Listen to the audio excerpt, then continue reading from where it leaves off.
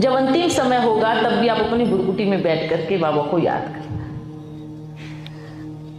और तब हम देखूंगा कि भाई कितना योग, कितना। एक बात कहूं, बाप के साथ संगठन में बच्चे रहे तो डबल ताकत। समझ में आ रहा है? हम बाप के साथ हैं और एक साथ है, हम सुनामी का भी मुकाबला कर सकते हैं। हाँ, आप अकेले अपनी बुरकुटी में बैठो, फिर तूफान आने दो, फिर आपका देखते कितना योग लगेगा। कहने की बातें होती है बच्चे, तो फिर आप सीधा परम धाम में बैठेंगे। तो सतयुग में जब जाएंगे तब क्या कहेंगे? उससे कोई मतलब नहीं है जो राजा है, वहाँ जंगल में एक पेड़ के नीचे बैठ जाओ अपनी बुरकुटी में, एक अपने आप को राजा समझो। ये मतलब हो गया कि फिर ये जो कहते हैं हमें और किसी से मतलब नहीं है, हमें ब्रह्मा से मतलब नहीं, हमें शिव से मतलब नहीं, हमें मैया से मतलब नहीं, तो इसका मतलब ये है कि आपको स्वर्ग से भी कोई मतलब नहीं, मतलब फिर स्वर्ग से भी कोई मतलब होना भी नहीं चाहिए, होना भी नहीं चाहिए। तो फिर आपको मतलब है एक बाबा से, शिव बाबा से।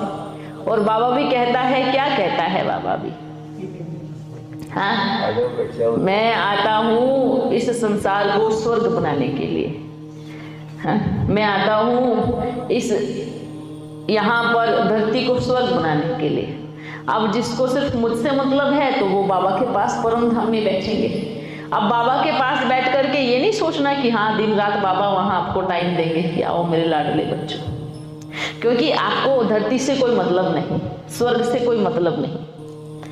तो ऐसे भी बच्चे हैं तो उनको हम क्या कहूँगा, सन्यासी। जैसे कि एक दुनिया में एक कहानी बोलते हैं ना कि एक शिव का भक्त अर्थात एक शंकर का भगत था, तो बोलते मेरे को पार्वती से कोई